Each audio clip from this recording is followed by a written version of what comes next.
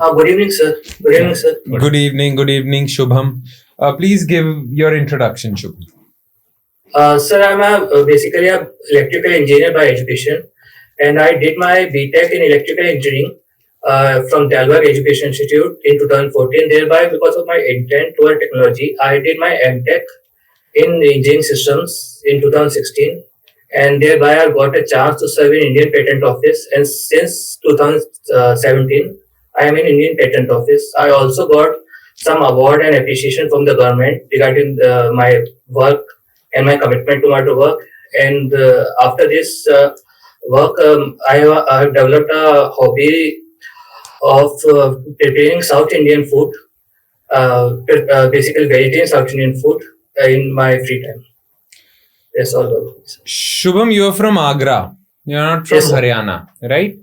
Yes, sir. So I fail to understand why should we choose you for Haryana Civil Services since you do not seem to have any Haryana connection. If you have any Haryana connection, please tell us about it. Sir, basically, I do not have as such as a Haryana connection, but I believe that Haryana is a developing state and a progressive economy, and I would like to be a part of this developing process. See, you will like to be a part of this development process, but what will Yes. what will Haryana gain out of it? Because Haryana needs officers who know Haryana's rural areas, who know Haryana's countryside, who understand the Haryanvi society.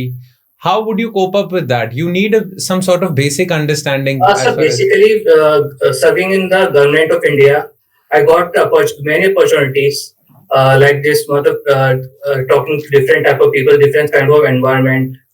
और sir इतना ज़्यादा diverse environment मिला और जैसे आप rural profile की बात कर रहे हैं वो सर आगरा में भी मैं देख सकता हूँ वैसे ही हरियाणा में है।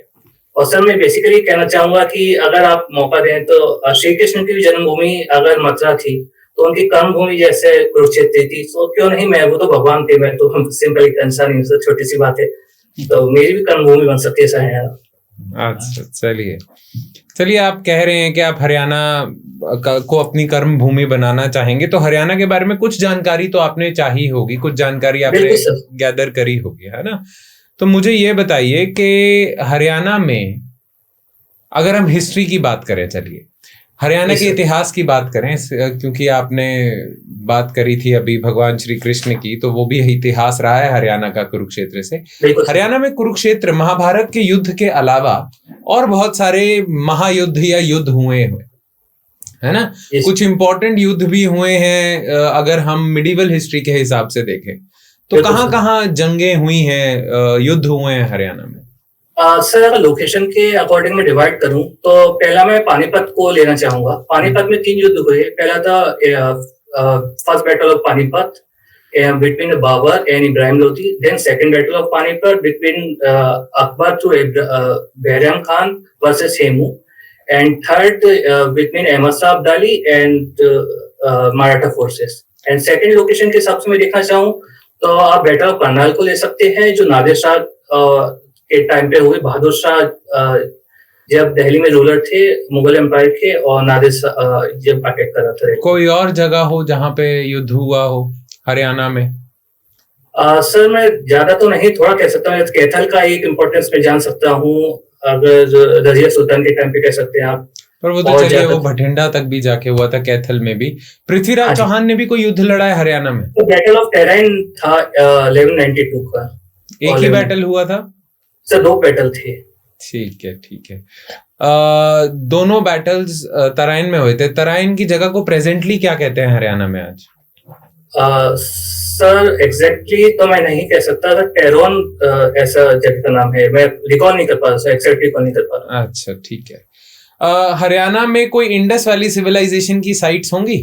हाँ जी, राखी गढ़ी है सर हिसार में, जो इंडस वैली की सबसे लार्जेस्ट साइट है। इसके बाद माइटाथला है, और सर सिसवाल है, प्री हड़प्पन सोसाइटी आप कह सकते हैं। ये मेजर सोसाइटी है। सब बनवाली भी है साइड से एक। अच्छा, इंडस वैली सिविलाइजेशन को हम सरस्वती सिविलाइजेशन भी कहते हैं, ऐसा क्यों? सर सरस्वती रिवर पहले फ्लो होती थी हरियाणा से, तो इसलिए सरस्वती सिविलाइजेशन कहते हैं। प्रीवियसली सर जो भी मेजर सिविलाइजेशन हुआ करती थी एक रिवर के अलोंग ही फॉर्म होती थी कन्वीनियंट की वजह से। और जो इंडस वैली साइड की है वो सरस्वती सिविलाइजेशन का पार्ट है सर। सरस्वती रिवर पहले होती थी, अब नहीं है, यही आपका कहना है? हाँ सर, मतलब जो एंशियंट सरस्वती रिवर है वो हरियाणा में फ्लो होती तो थी। हमें कैसे पता कि एंशिएंट टाइम्स में सरस्वती रिवर फ्लो होती थी? इसका कोई एविडेंस है? सर जैसे अगर ज्योग्राफिकली देखें तो कुछ हरियाणा द्वारा रिसर्च करी गई थी, तो उसमें बेड रॉक्स के थ्रू पाया गया यहाँ पे रिवर फ्लो होती थी, तो उसको ही सरस्वती और उसको मैच करा गया हमारे एंशियंट रिकॉर्ड के अकॉर्डिंग। तो कौन से एंशिएंट रिकॉर्ड्स हैं? सर महाभारत का मैं अगर कह सकता हूँ, जैसे कुरुक्षेत्र का, अगर मैं एग्जैक्ट तो नहीं कर पाता सर, अगर वैदिक अगर हो सके तो उससे मैच करता है सर कुछ। सरस्वती नदी कौन से स्क्रिप्चर में, कौन से एंशिएंट टेक्स्ट में मेंशन्ड है? सर एग्जैक्ट नहीं पता समझ। अच्छा, आप सप्त सिंधु रीजन तो समझते हैं? इस रीजन को सप्त सिंधु कहा जाता था। जी सर। तो सप्त सिंधु में कौन सी नदियां आती थी? सर ये पे रवि, ब्यास, सतलुज और सर इंडस, झेलम और चेनाब सर, और सतलुज कह सकते हैं, और सर सेवेंथ नहीं पता सर। सेवेंथ नहीं पता? नहीं पता सर एक्सेप्ट। सरस्वती रिवर ही सेवेंथ रिवर है, सप्त सिंधु कहा जाता था। ये पता है कहाँ कहा गया है? किसी वेद में कहा गया है? हाँ सर, एग्जैक्ट नहीं पता सर मुझे। नहीं पता है, ठीक है। अच्छा, आपका ऑप्शनल एंथ्रोपोलॉजी है? जी सर। एंथ्रोपोलॉजी की कोई खास वजह आपने एंथ्रोपोलॉजी चूज किया है? सर मैं अगर ट्रुथ बताऊं तो मतलब थोड़ा सिंपल सब्जेक्ट था और थोड़ा डाइवर्सन मिलता है सर। अच्छा। मतलब आप सिलेबस के अकॉर्डिंग जाए तो देखने को मिलता है कि एक ह्यूमन बॉडी क्या कर सकती है, एक ह्यूमन बॉडी एनवायरनमेंट में क्या कर सकती है, उसका क्या कल्चर सिग्निफिकेंस है। तो काफी ज्यादा मतलब इंटरेस्टिंग टॉपिक लगता है देखने से ही, और रीडिंग करने के बाद और ज्यादा इंटरेस्टिंग लगता है, तो इसलिए मैं सर एंथ्रोपोलॉजी चुना। हिंदुस्तान में, पूरे इंडिया में, भारत में कौन सी रेसेस मौजूद हैं? रेस? हाँ सर, रेस अगर वैसे रेस का क्लासिफिकेशन तो कहना सही नहीं रहेगा, मगर जो भी पुराने क्लासिफिकेशन करे गए हैं तो उसमें पहला एक इंडो आर्यन रेस है सर। कहाँ पाई जाती है ये? डिविडेंस है जी।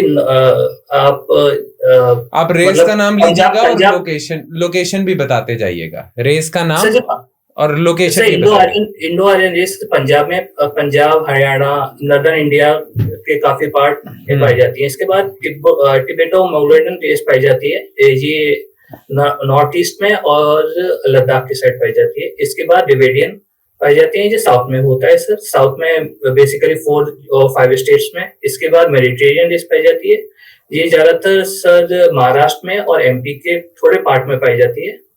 और सर लास्ट ये है बेसिक एक और सर एग्जैक्ट। ऑस्ट्रोलॉइड्स कौन थे? Australoid, proto Australoid sir. तो पूरी इंडिया की जो टेरिटरी है उसमें और कोई रेस नहीं है? कोई नेग्रीतो रेस भी है?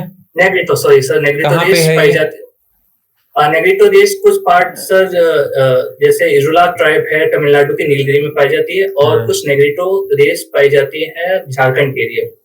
अच्छा, और आइलैंड्स में हमारे आइलैंड में अंडमान निकोबार में नेग्रीतो रेस, जैसे ऑन्जिस है वो नेग्रीतो रेस बिलोंग करते हैं। अच्छा, मुझे प्रॉम्प्ट करना पड़ा आपको, सॉरी, चलिए सॉरी फॉर दैट। ठीक है। शुभम भाई, आप तो यार इसमें पेटेंट ऑफिस में जॉब कर रहे हो ऑलरेडी, सरकारी नौकरी में, अच्छी खासी नौकरी है फिर ये। और मेरे ख्याल से तुम कहाँ अभी दिल्ली में पोस्टेड हो?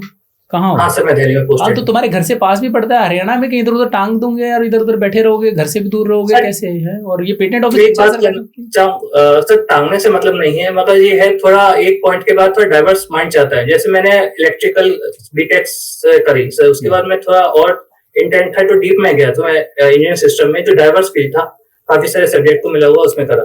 फिर मैं चाहता था और क्या जाकर देखते हैं इसका और क्या एप्लीकेशन, तो मैं पेटेंट में गया। अब मुझे लगता है कि सर काफी ज्यादा नॉलेज के बारे में डाइवर्सिटी होनी चाहिए जिंदगी में, मतलब क्या क्या आप अलग अलग देख सकते हैं, क्या फील कर सकते हैं, उसके लिए मैं सर हरियाणा में चाहता हूँ। जहां तक मैं अंडरस्टैंड करता हूँ ना, एक और पेटेंट ऑफिस में एक कोई महानुभाव काम करते थे, आइंस्टाइन था शायद उनका नाम, if I am not wrong, है ना?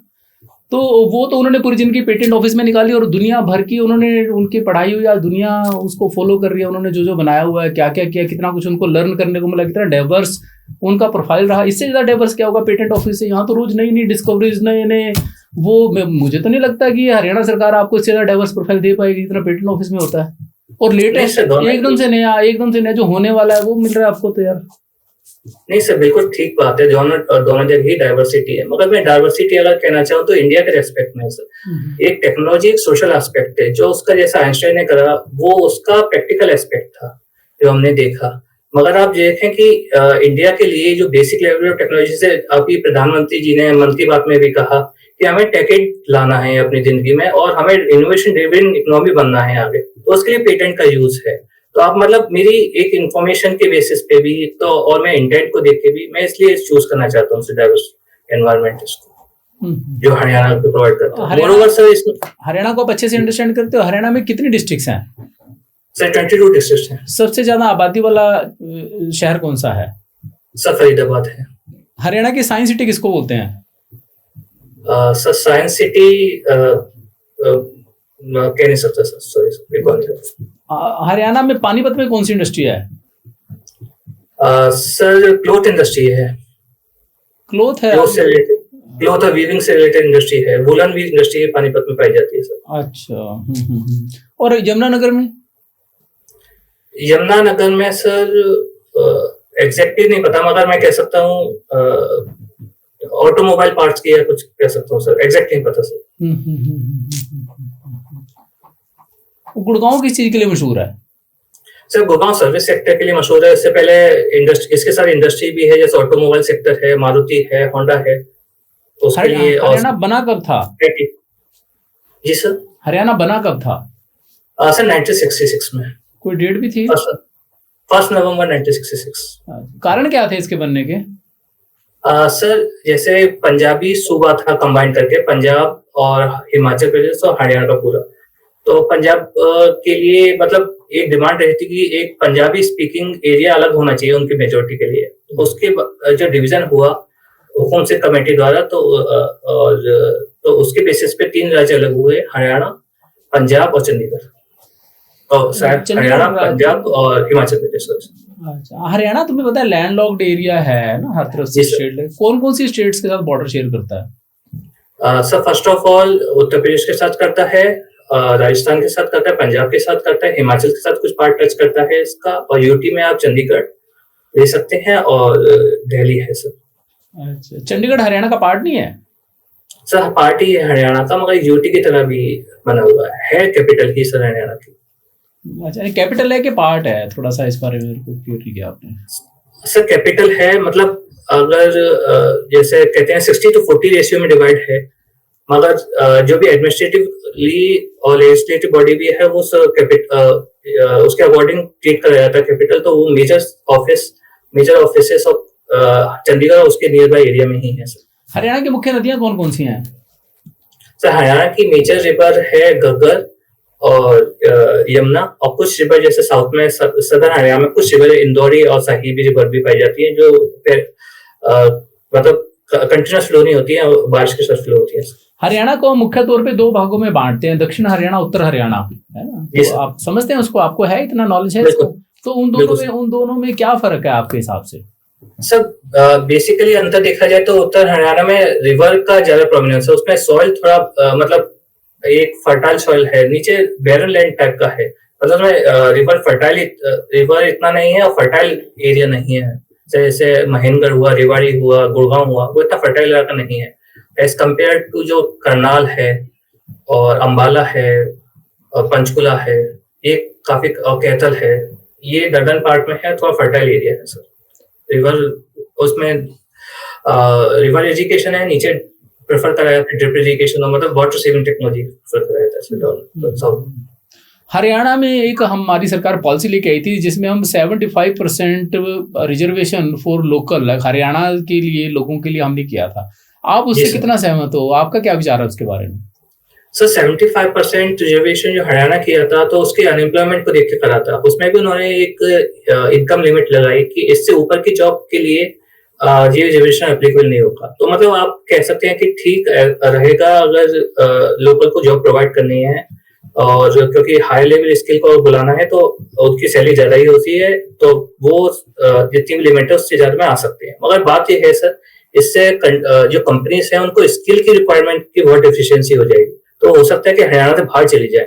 जैसे गुड़गांव में एक मेजर कंपनी हो सकता है उत्तर प्रदेश में शिफ्ट हो जाए, बाकी राज्य बहुत चाहते हैं कि उनको कंपनी से अट्रैक्ट करने के लिए, तो शिफ्ट कर सकती हैं, और स्किल की रिक्वायरमेंट मेजर फुलफिल होने बहुत जरूरी है सर। हरियाणा में एक पॉलिसी है, हरियाणा की तो नहीं है, सेंट्रल गवर्नमेंट की है, बेटी बचाओ बेटी पढ़ाओ। जी सर। वो हरियाणा में कहीं से शुरू हुई थी, वो कब शुरू हुई थी, क्यों शुरू हुई थी, कारण क्या थे उसके पीछे, क्या बताएंगे मुझे? सर हरियाणा का ट्रेडिशनली और लास्ट कुछ डिकेड में जो सेक्स रेशियो है काफी कम रहा है, तो बाकी सब स्टेट के कंपैरिजन में जो हरियाणा की स्थिति थी उसको देखते हुए सेंट्रल गवर्नमेंट ने 2014-15 में बेटी बचाओ बेटी पढ़ाओ एक शुरू करा। और कहाँ से शुरू करा, सोनीपत या पानीपत से एग्जैक्टली मैं रिकॉल नहीं कर पा रहा हूँ सर, दोनों में से किसी सिटी में से शुरू करा था। इसमें एटीट्यूड चेंज को ज्यादा बढ़ावा दिया जाता है, साथ ही साथ इंसेंटिव्स दिए जाते हैं, कुछ अवेयरनेस पे फोकस करा जाता है, जिस वजह से एक जो बेसिक चेंज है वो सोसाइटी में आए। इसका कारण क्या है, इसकी जरूरत ऐसा क्यों है कि हरियाणा में सेक्स रेशियो भी इतना डिफरेंस है, उसका क्या कारण है? सर थोड़ा मैं एक बताना चाहूंगा इलैबोरेशन में कि हरियाणा वैसे तो इंडियन सोसाइटी एक ट्रेडिशनल एग्रीकल्चर सोसाइटी है, और साथ ही साथ पेट्रियार्कल सोशल माइंडसेट है पूरी इंडियन सोसाइटी में ही पाया जाता है। मगर आप देखें जैसे ग्रीन रिवॉल्यूशन के बाद हरियाणा में एक मतलब इनकम लेवल काफी राइज हो गया, तो जैसे पीएनडीटी टेस्ट है तो उसकी अफोर्डेबिलिटी बहुत ज्यादा बढ़ गई, और साथ ही साथ आप देखेंगे जैसे हरियाणा डेवलप हुआ उसके साथ माइग्रेशन इन माइग्रेशन बहुत बढ़ गई, तो इस वजह से जो ओवरऑल नंबर है वो फीमेल का वर्चुअली भी कम हो गया, और कुछ पीएनडीटी और टेस्ट है उसने भी कम कर दिया, जो अफोर्डेबिलिटी उन्होंने बढ़ा दी। इस वजह से सर जो सेक्स रेशियो है वो कम दिखता है। नहीं ये तो ठीक है, लेकिन ऐसे तो मान लीजिए कि चलिए हमने मान लिया कि लड़का तो वो तो पूरी दुनिया में सबको होता है कि हमें लड़का चाहिए, लड़की क्यों नहीं चाहिए? सर वो मैं बताया, मतलब एक तरीके से बर्डन फील करते हैं, कुछ तो बर्डन का पार्ट है जैसे ट्रेडिशनल माइंडसेट है, और कुछ पार्ट ये है कि माइग्रेशन का ही जो इशू है वो उस वजह से सेक्स रेशियो कम होता है। ठीक है शुभम, आपका इंटरव्यू कंक्लूड होता है, आप 5 मिनट वेट कीजिए, I will take 5 more minutes, 2 minute हम दोनों आपका पैनल में कुछ जो आपके पॉजिटिव नेगेटिव्स हैं उनको थोड़ा सा आइडेंटिफाई करेंगे, then we will get back to you and we will let you know where you need to like add on few things, right? हाँ जी शुभम, कैसा लगा आपको, क्या लगता है कैसा गया इंटरव्यू? सर ठीक था, बाकी तो जज करने की पोजीशन में नहीं हूं मैं, आप ही बताएं। चलिए सर आपको कुछ पॉइंट्स बोलेंगे, आपने प्लीज उन चीजों का ख्याल जरूर रखना है जो भी वो बताएंगे, फिक्सेबल सी चीजें हैं, आराम से, ज्यादा बुरा कुछ भी नहीं है आप में, कुछ छोटी छोटी चीजें, बस उन छोटी छोटी चीजों का ध्यान रखना बस। Okay sir. शुभम, एक तो अभी आपका इंटरव्यू कब है? सर 5th को है। 5th को है, so you have still couple of days. Haryana को, हरियाणा की पॉलिटी, हरियाणा की ज्योग्राफी, हरियाणा की इकोनॉमिक्स, हरियाणा का आर्ट एंड कल्चर और हरियाणा का जीके, ओके सर, उसको अच्छे से 2-3 बार रिवाइज कर लो। आपका प्रोफाइल बड़ा स्ट्रांग है, आपको सब्जेक्ट नॉलेज बड़ी अच्छी है, आपकी प्रेजेंटेशन, आपने बीइंग इन गवर्नमेंट जॉब है ना, तो आपका ये काफ़ी अच्छा, वो काफ़ी निखार है, पहले से ही काफ़ी बेटर है। तो हाँ, वो ऐसा कोई वो है नहीं, आपके कम्युनिकेशन स्किल्स बेटर हैं, जैसे क्या है, लेकिन कुछ एक जैसे सोशल मुद्दों पे आपको थोड़ा सा और लाइक छोटी चीज़ों के साथ में कहते हैं ना, कम बोल के ज़्यादा बोलना वाला हिसाब होता है ना, जैसे अगर वो कर दोगे तो थोड़ा वो फर्दर ट्रैप नहीं होता। वैसे तो आप नहीं आओगे, आपका like you have very like developed mind, we can say that, है ना, कि अच्छे से आप करते हो। जैसे हम बोल रहे थे कि आपने एक छोटा सा शब्द तो यूज़ कर दिया कि बर्डन मानते हैं, राइट? बर्डन क्यों मानते हैं? जैसे हम लड़कियों की बात करते हैं कि क्यों कम है, एक ऐसा क्वेश्चन है, may be it might come, it might not, but still you should know, right, कि डाउरी प्रथा है, दहेज प्रथा की वजह से, जाति इंटरकास्ट मैरिज कर लेते हैं जो लोग अपनी प्रेस्टीज पे ले लेते थे जाति प्रथा की वजह से, और बुढ़ापे में लड़की शादी करके चली जाती थी, तो लड़का ही, हमारा सोशल सिस्टम ऐसा है कि नेक्स्ट जनरेशन ही प्रीवियस जनरेशन की केयर करती है तो लड़के ही कर सकते थे, इस तरह की माइंडसेट्स थे। उसको सिर्फ पेट्रियार्कल या माइग्रेंट्स तक ही हम लिमिट ना करके अगर हम थोड़ा ऐसे बोल दें तो वो ज़्यादा अंडरस्टैंडिंग हो जाता है चीज़, राइट? वो ये सोशल चीजें आपको पता है, ऐसा नहीं कि मैंने बताई तो आपको पता लगी, है ना, you already know this things, right? तो उससे क्या है कि if you will make it easy and the way you are presenting it's perfectly fine, your attire is good, your confidence is good, your disposition is good, everything is fine and your profile is very strong profile. So we hope to see you in the list and we pray to God that officers like you should serve the country and nation like state. तो हमारी तरफ से good wishes हैं, और may God bless you, may God Help you to help succeed. you to succeed. And before and after your interview, if you need any help from us, do call us anytime. Definitely sir. Right? Sir 2 minute समय चाहूंगा हाँ sir. जी, हाँ हाँ बोलिए जी। बोलिए। Sir मैं क्या तेज बोलता हूँ, ऐसा मुझे लगता है कुछ ज्यादा ही शब्दों का इस्तेमाल करता हूँ। बिल्कुल नहीं। परफेक्टली फाइन, परफेक्टली फाइन, अच्छा सर, आई कांटेक्ट ठीक बना रहा है या फिर कुछ बिल्कुल टूट गया है? परफेक्ट। ऑनलाइन के हिसाब से परफेक्ट था। ऑनलाइन के हिसाब से हाँ। कुछ ऐसा आपको लगा हो मैं झूठ बोलने की कोशिश कर रहा हूँ या ब्लफ नहीं, नहीं, नहीं, वो लगा होता तो हम आपको वहीं पे पकड़ लेते हाँ उस हाँ चीज पे। हाँ हाँ हाँ हाँ। तो हमें नहीं लगा है। नहीं नहीं, कुछ नहीं, परफेक्ट नहीं, बिल्कुल भी नहीं है। पॉजिटिव लगा, कॉन्फिडेंस भी ऐसे नहीं, एरोगेंस नहीं लगी हमें, हाँ, हाँ, राइट काइंड ऑफ कॉन्फिडेंस लगा। हाँ। तो क्या है कि ना अंडर ना over, right kind of confidence but we require, and you are perfectly fine, don't worry. बस हरियाणा को एक बार अच्छे से, हरियाणा कर जाना है ना, बस। हरियाणा को अच्छे से कर जाओ, क्योंकि ये भी पॉसिबल है। ठीक रहेगा। हाँ हाँ हाँ। एक चीज का मैं आपको बता देता हूँ, अगर इंग्लिश में क्वेश्चन करें तो आप उसको परमिशन लेके हिंदी इंग्लिश बोल सकते हैं, हिंदी में प्रश्न करें तो आप उसको इंग्लिश बोल सकते हैं, लेकिन अगर हिंदी में क्वेश्चन करें तो आप इंग्लिश में आंसर मत दीजिएगा। इस चीज का ध्यान रखिएगा, है ना, कि अगर आप, क्योंकि जैसे यूपी भी है, हरियाणा भी है, थोड़ा हिंदी भाषी भी है ना, तो अगर कई बार बोर्ड मेंबर अगर हिंदी में प्रश्न कर रहा है तो आप उसको इंग्लिश में जवाब दीजिए, इंग्लिश में जवाब मत दीजिएगा, राइट? जैसे हम कम्युनिकेट कर रहे हैं। सर मैं हरियाणा के ज्वाइन करना चाहता हूँ, इसका रीजन ठीक था या फिर कुछ हाँ, और आप भी उसमें इसका? जैसे ये कर सकते हो ना कि सर अब ये तो स्टेट सिविल सर्विसेज हैं सर, यूपीएससी भी अपने कार्डर से हरियाणा में देता है, अगर मैं वो भी मैंने भरा तो मैं हरियाणा भरता, आई लाइक दिस स्टेट, है ना, और मैं तो नेशनल हूँ, हिंदुस्तान का सिटीजन, मैं किसी भी स्टेट में कर सकता हूँ सर।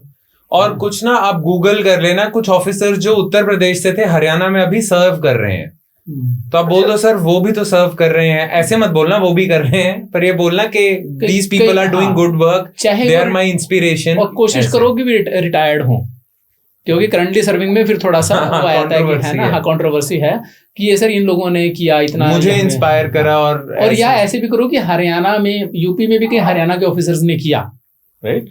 तो सर ये तो इंस्पायरिंग है, one nation one citizen theory है सर, ये तो सर एडमिनिस्ट्रेटिव डिविजन्स हैं, तो हम we are all Indians, right? हाँ हाँ, तो इस तरह के आंसर ठीक है, कोई वही नहीं है। सर मैं पूछ रहा था आप जॉब क्यों छोड़ना चाहते हो, उसका रीजन ठीक था, डाइवर्सिटी? हाँ, नहीं, डाइवर्सिटी के अलावा भी आप बोल सकते हो कि सर हाँ, मेरी वो नॉलेज है वो भी मैं यहाँ पे यूज कर सकता हूँ, और वो तो हमेशा sir like that is a part of my calibre and this will enhance further, है ना, इस तरह से आप कर सकते हैं। ठीक है सर, मैं इतना ही पूछना था, और आपको कुछ कमी लगी हो तो फ्रैंकली बता दीजिए सर। बता दी आपको हमसे ज्यादा रूथलेस स्पोर्ट तुम्हें मिलना नहीं था भाई, ये बता रहा हूँ मैं। हाँ सर, मैं एक मॉक दिया था उसका, तो मैं बाकी क्वेश्चन ठीक से टैकल कर पाया। Perfectly fine, nothing to worry about, just ये कुछ छोटी छोटी चीजें हैं, प्लीज इनका ख्याल रखना, and you are good to go, you are good to go, perfectly fine, ठीक है। Alright, wish you all the best, Shubham. Thank you for giving me the answer. Bye. But have a good day, sir. You too have a